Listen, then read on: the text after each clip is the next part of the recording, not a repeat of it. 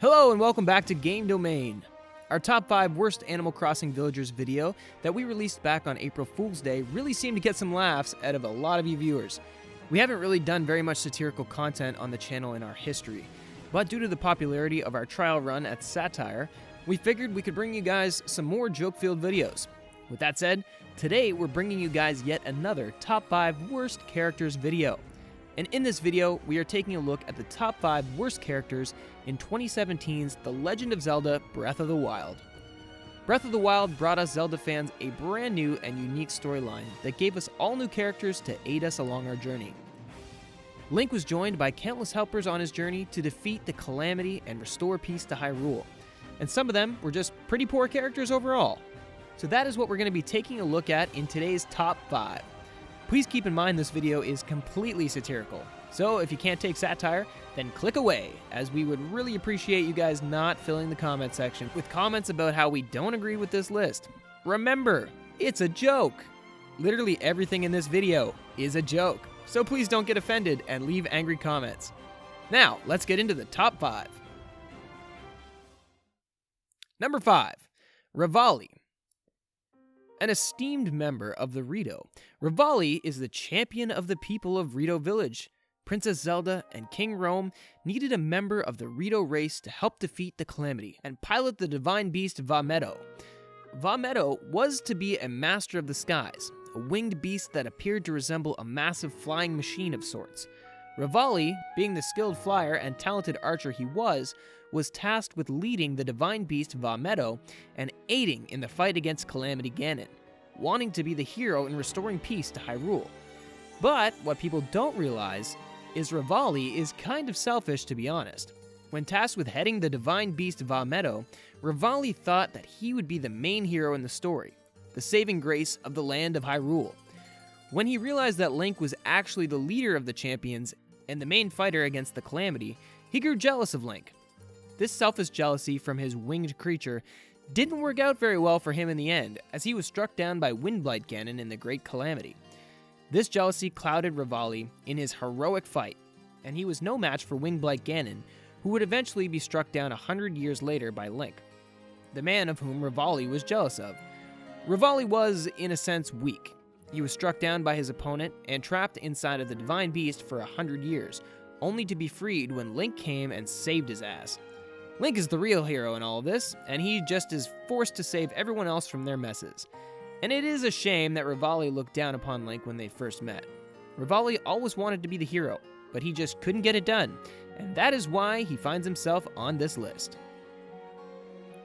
Number 4, Daruk. Daruk is a pretty cool looking dude, and has an interesting backstory. Daruk befriended Link when he saw Link fending off monsters on Death Mountain, and was surprised as to how skilled Link was as a warrior, single-handedly taking down all of his enemies and even saving Daruk from a deathly strike. Maybe that's a bit of foreshadowing for when Link has to come and save his ass too. Anyhow, Daruk and Link grew a bond, and Daruk and Link became sworn brothers. This is a nice touch and a callback to Goron's big brother, Darunia, and Link becoming sworn brothers back in Ocarina of Time. But the coolness stops there for Daruk, as he too was asked to pilot a divine beast for Princess Zelda in the fight against the Calamity. Once named a champion, Daruk tried to build some camaraderie and friendship between the other champions, but they all gave this loudmouth the cold shoulder. While Revali was able to get the hang of controlling his divine beast, Daruk struggled immensely with piloting Vah Rudania. This lizard-like machine did not like Daruk leading it, and it took until Link gave Daruk some pointers on how to become better connected with the beast that Daruk actually figured out how to control it. Now, what happened to Daruk? Oh yeah, he's also weak. He was struck down by Fireblight Ganon, and would also need Link's saving 100 years later. Daruk is higher on this list than Revali, because at least Revali could figure out how to pilot the divine beast, unlike the struggling Daruk. Come on, man, you should know what you're doing if you're a champion. Number 3, Mipha. Mipha. Mipha is a romantic interest in this game, and really has no place as the champion of the Zoras. Mipha is just so annoying. Her super high-pitched voice and her obvious love and envy for Link just hurts his character in so many ways. She grew in love with Link when he was just 4 years old, and was always fond of his swordsmanship and how he bested adults on the battleground. I mean, it's kind of weird to be in love with a 4-year-old, no matter how old you are. Like, that is almost as big of a love gap as Anakin and Padme, and we still have no clue why Padme fell in love with a 9-year-old when she was 14. Mipha even created a suit of Zora armor for her future husband, which she intended to be Link. I mean, come on, Mipha, that's a bit desperate. Mipha was also jealous that Link was Zelda's personally appointed knight, and thought that they would be spending too much time together. Mipha was selected to pilot Divine Beast Vah Ruda, and would also succumb to death via the might of Waterblight Ganon during the Great Calamity. Mipha would unfortunately never get to marry Link and live out her life with him, which is objectively sad, but maybe her quick death could be attributed to her being blinded by her obsession with Link. Now, the only thing keeping Mipha from not being number 2 on this list is her champion theme, which is just amazing. In the end, Mipha got saved by her lover, but she still couldn't find herself off of this list. Number 2, Urbosa. Urbosa is easily just the worst champion. Urbosa is portrayed as this strong, compassionate, and super intellectual member of the Gerudo race, but she's just very egotistical. She's also a weak warrior, being struck down by Thunderblight Ganon and having her Divine Beast taken over, perhaps because she's blinded by her personal hatred towards Ganon. Ganon is a male member of the Gerudo race, a race that is essentially all women with a few exceptions, and she has a deep personal hatred for the Calamity because she views him as a bad betrayal of her people. But in all honesty, maybe her weakness, fighting him is a bad betrayal of her people. She always criticizes Ganon and talks about how powerful she is, but yet she was killed by him. In a way, she helps win the war against the Calamity, but that is only because Link saved her spirit and gave her the Divine Beast back.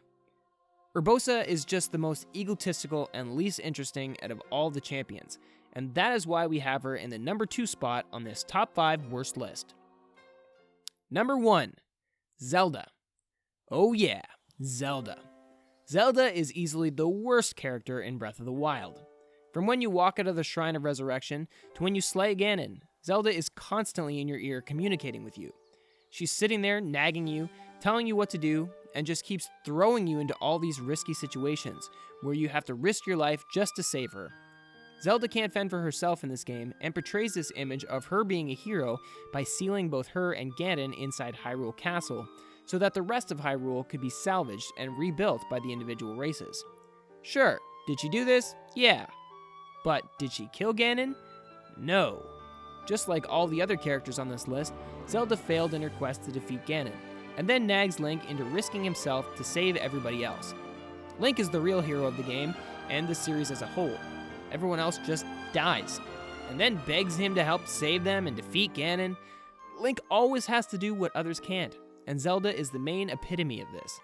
She tells him what to do for the whole game, and forces him to go through hell to save her life and defeat Ganon. She needs Link's help all the time, and in Breath of the Wild it is more evident than ever. The whole game is about Zelda wanting Link to do things, making him go to places, making him do things, making him risk his life, making him try the dangerous and life-threatening task of taking on the Calamity.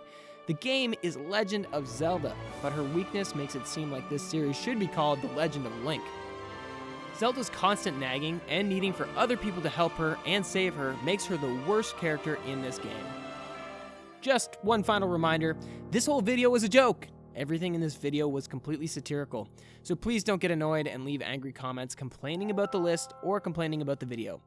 We intended this video to be 100% satirical, so take nothing in here seriously. Tell us what you thought of today's video down in the comment section below. Don't forget to click subscribe and leave a like on today's video, as well as check out some of our other recent uploads. Make sure you also check out the links in the description, as there you'll find the link to our Patreon and to join our Discord. Join our Discord to connect with all of our staff here at the channel, as well as participate in the great Domain Legion content we have going on there. Our Discord is open to all gaming fans, as we now have over 400 plus fans of the channel and gamers talking about what we love to do every single day. So come on and join to participate in this great community. We would once again like to thank you guys for all of your incredible support, and thanks for watching today's video. We'll see you next time.